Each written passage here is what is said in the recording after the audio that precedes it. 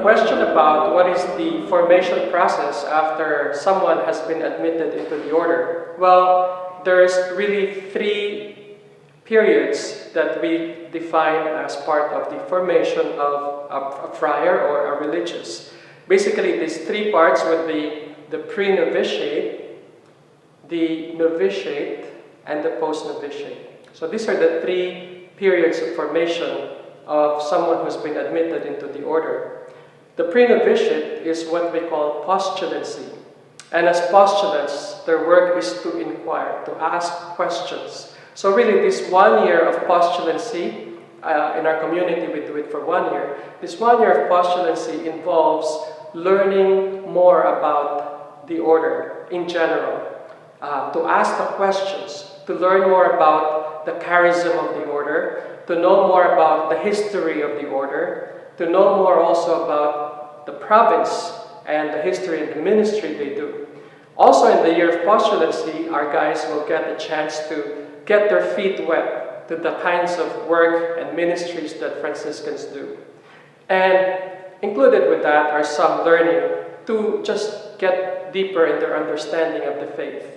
After that 1 year of postulancy, the next year is they enter the period of novitiate, which is for 1 year.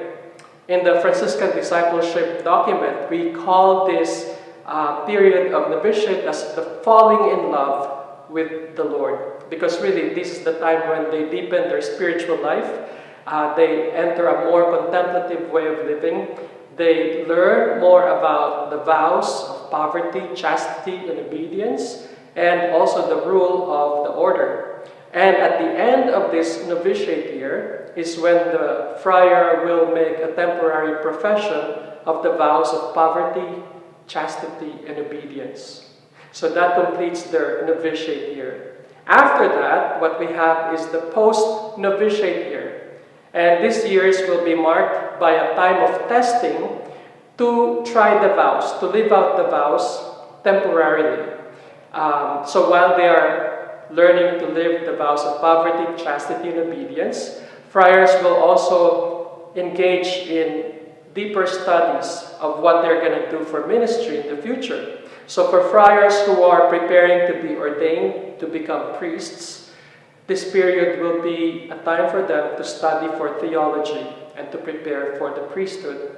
For friars who are not going to be ordained, this is a time also for them to engage in some studies that will help them prepare for a future ministry. For example, if they would want to become teachers, then they will be going to a school where they can become teachers or nurses or whatever kind of ministry they will engage in the future.